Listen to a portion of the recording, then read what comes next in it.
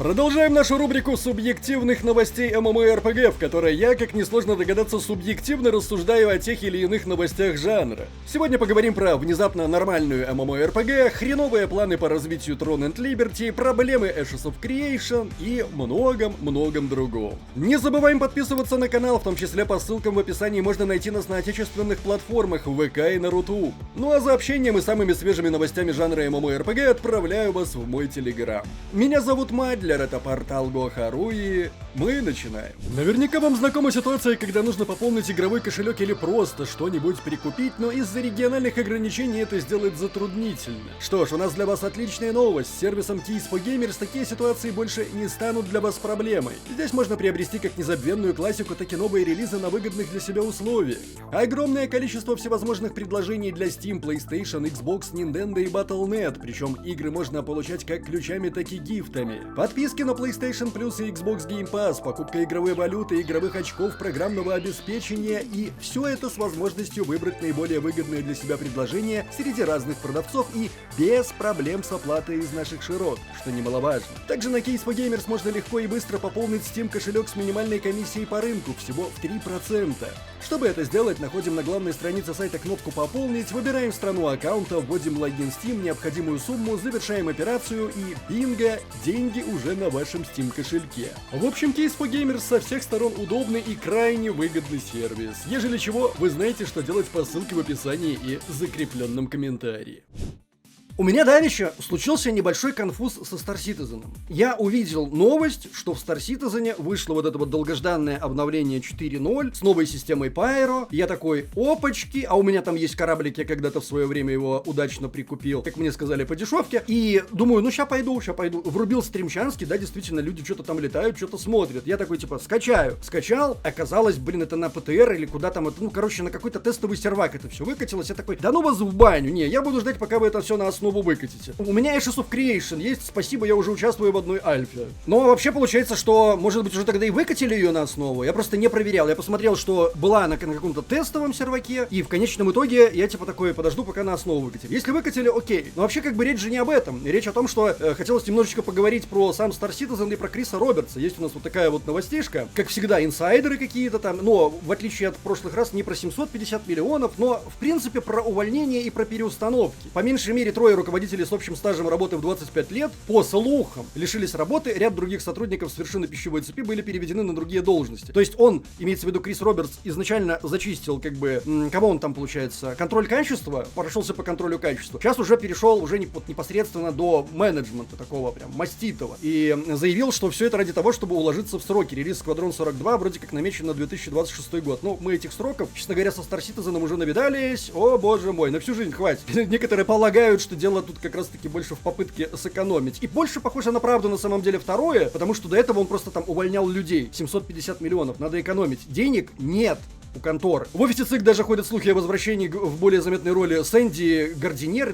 Гардинер, я не знаю, как там правильная ее фамилия читается. Жена Робертса покинула студию в 2019 году, сохранив место в совете директоров. Как мне кажется, вот что нужно, так это, чтобы кто-нибудь прошелся по Крису Робертсу. Нам не нужен второй Крис Робертс в юбке. Нужно просто, чтобы кто-то поставил на место Криса Робертса. Потому что дело не в контроле качества, на мой взгляд. Дело не в руководящем менеджменте, вот этом составе менеджмента. Дело конкретно в том, что есть один человек, который, как по мне, мешает разработке. И зовут его, вы прекрасно знаете как. Напоминаю на всякий случай, может быть вы не в курсе, New World Eternal все еще что-то там пытается. И может быть даже у нее что-нибудь получится. Почему? Я сейчас скажу почему. Потому что 21 января у нас ролик, кстати, выходил на этот счет. Они собираются запускать сезонные серваки. Казалось бы, ничего нового, но я так понимаю, что они собираются ввести эту практику, и у них будут тематические сезоны. И вот первая, собственно, тема, это будет PvP. То есть будет PvP сервак с фулл-дропом, там с какими-то особенностями в плане непосредственно вещей даже. Ну, то есть много там разных особенностей будет. И по достижении 15 уровня появляется автофлаг для участия в PvP. ПВП. То есть, как бы, флаг выключить невозможно. Знаете, что я подумал? А почему бы им просто не сделать такой сервак? И не надо его закрывать, когда истечет время его действия, и надо будет уже, в общем-то, стартовать какой-то новый сезонный сервак. Мне кажется, что вот такой сервак — это то, что доктор прописал для New World. Пускай бы был, ну, вот один такой. Что мешает? Есть куча вот этих никому не нужных серваков, которые время от времени мерджатся, и там 3,5 человека играет. Может быть, вот здесь будет какой-то успех, ну, вот именно PvP-шно конкретно. И они бы могли этот сервер как-то по-особенному развивать вот так вот в дальнейшем. Как вы думаете? Мне кажется, отличная идея. Ну да, вот тут получается, если вы готовы рискнуть, вознаграждение может быть максимально впечатляющим, предметы выпадают после смерти, в конце сезона вы можете перенести своего персонажа на обычный сервер. А я вот не хочу. Я хочу остаться на этом сервере. Новая карта Outpost Rush. 3 года, ждали. И вот такие ее добавят. Хотя бы тоже ради вот этого стоит, наверное, пойти и посмотреть. И я понимаю, что как бы никакого доверия разработчики New World Eternum, не вызывают, совсем не вызывают. И там как бы онлайн у игры тоже такое себе. Но, тем не менее, как вот, меня, допустим, как бы они вот этим PvP цепляют. Потому что мне боевая система и, в принципе, PvP в New World нравится. Вот мне нравится, как бы, атмосфера этой игры, мне нравится ее открытый мир, мне нравится, в принципе, графония местами, мне нравится боевая система, и, в принципе, мне нравится PvP. То есть, вот ради этого я готов играть в New World.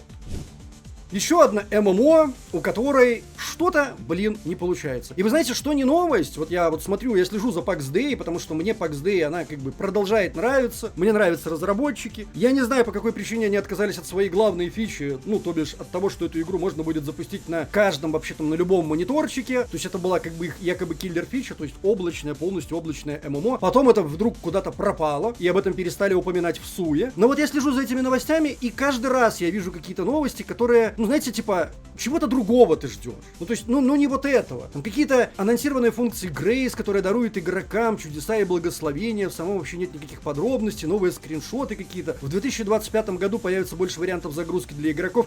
Этого же ты ждешь, да, когда такой, типа, PAX Day, ты там купил еще эту ММО, например, и ты такой, типа, в 2025 году она появится в Epic Game Store. Ни хрена себе, о боже мой, вот это новость. На облачной платформе все-таки на GeForce Now она появится. И даже непонятно, будет ли кросс-прогрессия. Короче, я бы, вот если честно, если бы они не поторопились с этим ранним доступом, довели ее до ума, как бы у нее были бы, не было бы таких проблем, я бы с удовольствием в это поиграл. Я думаю, что я еще как бы вернусь к этой ММО обязательно. Мы вернемся, посмотрим, когда ее доработают. Но черт побери, как я уже неоднократно говорил, никогда не выпадает оказии произвести впечатление, первое впечатление второй раз. И вот как бы они первое впечатление уже, к сожалению, произвели. Сами понимаете, какое это впечатление.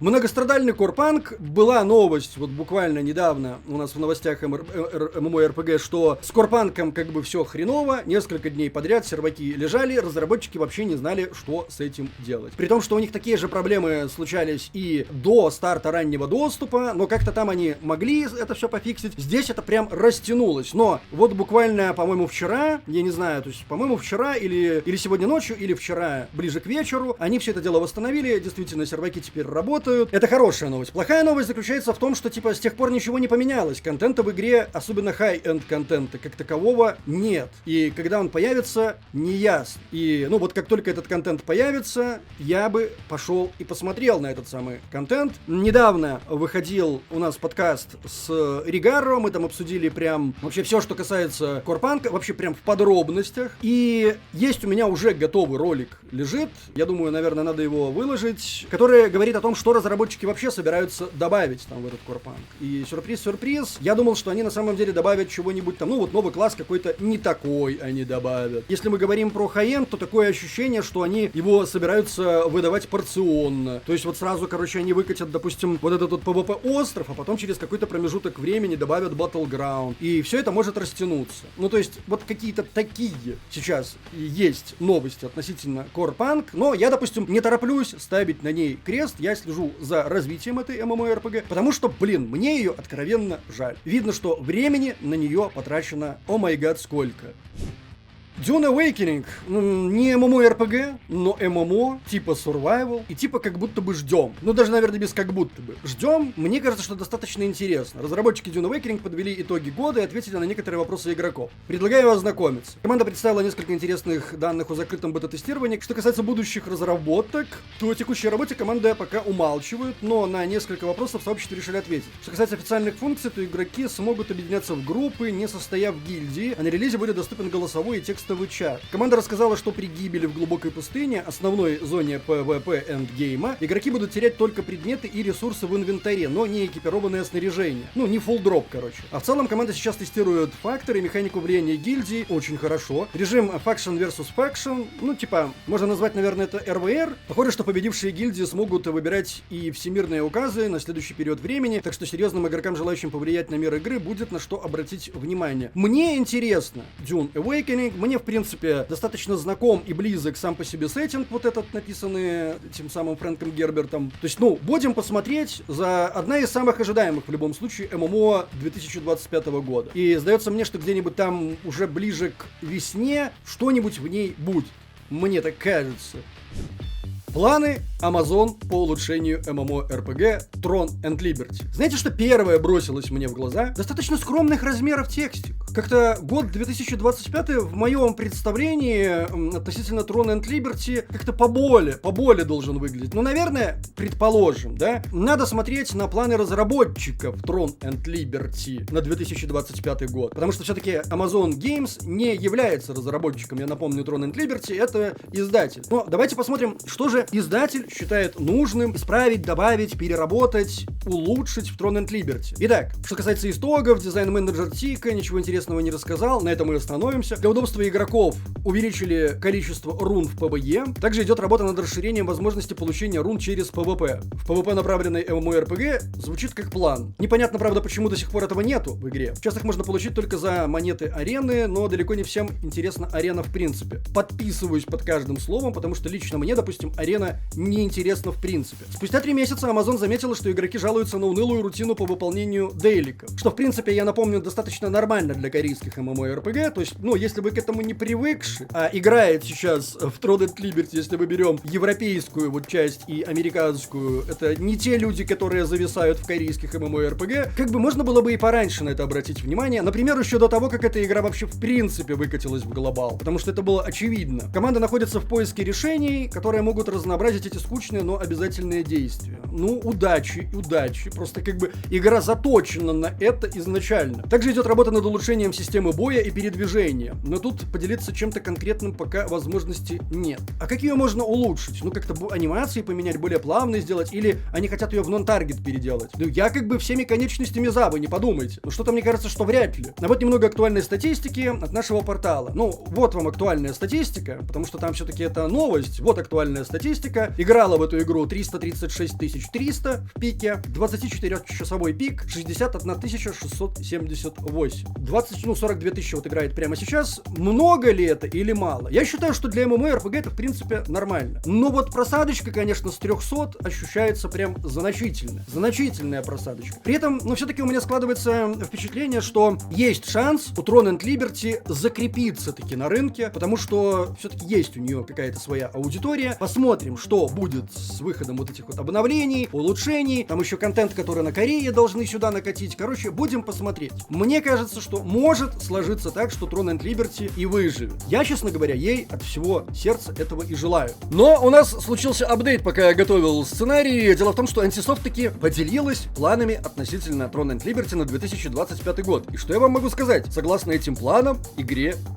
если убрать лишнюю шелуху, допустим, там домашняя версия не оправдала ожиданий компании, вот так сюрприз. И при этом как бы все равно не идет речи о том, чтобы сделать какие-то другие региональные версии. Например, нашу региональную версию. Компания также признает, что в релизной версии игры оказалось очень много мобильных элементов. Ну, это, к слову, тем людям, которые ржали, когда я говорил, что как бы разработчики вообще в принципе собирались сделать вот эту вот околомобильную Throne and Liberty, вот эту вот дрочильню обычную кроссплатформенную. Но как бы не получилось. Заявлено, что была переделана почти половина игры. Ну а дальше включается невероятная аналитика. Аналитики Antisoft осознают, что современные геймеры не собираются задротить так же, как это было во времена Lineage 2. Вот это наблюдательность. Аналитики не зря, короче, получают свои бабки, я так считаю. В приоритете у игроков сейчас сессионный формат, и разработчики собираются делать, ну знаете, что-то наподобие. То есть они сконцентрируются на том, чтобы все сделать проще. И в планах создать больше PvE-контента, который не будет требовать много времени для своего закрытия. То есть простого PvE-контента. Мне кажется, что здесь даже PvE-шеры содрогнутся. Потому что PvE-шеры тоже хотят сложный контент. А вот PvP развивать особо особо не хотят. И вот на этом, в принципе, все. Потому что, ну, на мой взгляд, PvP-ориентированность — это единственное, что, в принципе, цепляло в Throne and Liberty. Разработчики собираются от этого как-то уйти, ну или, по крайней мере, не развивать это направление. На что расчет, я не понимаю. На то, что игроки, которые десятилетиями сидят в своих PvE, MMORPG, вдруг внезапно придут на легкое PvE в Throne and Liberty? Или на что? Короче, я по-прежнему желаю Throne and Liberty и разработчикам всяческих успехов, но, по-моему, лично мое мнение, куда-то, короче, это заходит не туда. Итак, ребятки, Ashes of Creation. Как все мы прекрасно знаем, началась вторая фаза альфа-теста, второго альфа-теста. 20 декабря это произошло. Случилось ли это вовремя? Разумеется, нет. Попасть на серваки было невозможно. До утра, по-моему. По нашему времени, наверное, во сколько-то там ближе к утру, там в 5 или во сколько они там что-то починили. Но проблема еще заключалась и в том, что вот можно посмотреть вот здесь вот. Ну, то есть, как бы, невозможно было попасть в игру. И было, здесь, наверное, даже немножечко не подходит, потому что в нее невозможно попасть и прямо сейчас. В чем дело? Дело в том, что для того, чтобы теперь просто залогиниться в Ashes of Creation, вам понадобится православный VPN. Виноваты ли в этом разработчики Ashes of Creation? Безусловно, нет. Подозреваю, что... Да не подозреваю, железобетонно, вы знаете, кто во всем вот этом вот виноват. Где-то чего-то фиксили, чего-то блокировали, и вот, короче, заблокировали заодно и Ashes of Creation, то есть вот тот вот пучок этих серваков. При этом, если мне не изменяет память, в Escape from Tarkov та же ситуация наблюдается, а тут вообще, казалось бы, ну, грубо говоря, наша игра. Там тоже люди не могут попасть в игру, короче, не могут тупо залогиниться. Вот, как бы, эта проблема, сейчас, когда я это вот проговариваю, эта проблема сохраняется у меня по текущий момент. Разработчики что-то там писали, что они вроде как пофиксят, но у меня ничего не пофиксилось. То есть, алгоритм действия какой? Запускаешь VPN, логинишься,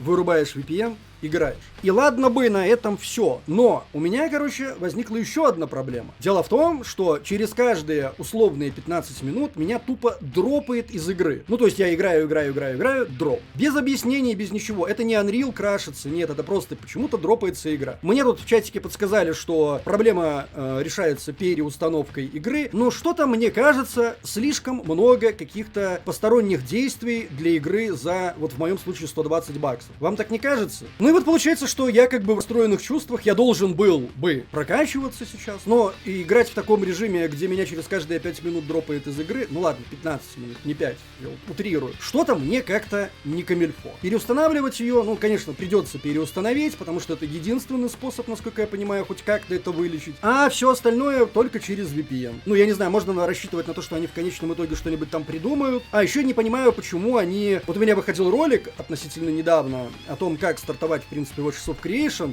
с какой гильдии, там, бла-бла-бла, какие изменения в игре будут, но прикол в том, что, когда я говорил о том, на какой сервак идти, я подразумевал, что там будет несколько серверов, но по какой-то причине сейчас один сервак на Европе, один на Америке, по-моему, 3 сервера всего. Ну, то есть на каждый регион по одному серваку. Почему так решили? Видимо, может, у них мощностей хватит, то есть, ну, типа, они посмотрели, сколько всего чего там продано, хрен его знает, и решили, наверное, что, ну ладно, типа, если не будет хватать места, мы потом лучше добавим. Короче, в любом случае, не ошибетесь, если собирались играть в Ashes of Creation, просто залетайте на европейский сервачок. Он пока такой один.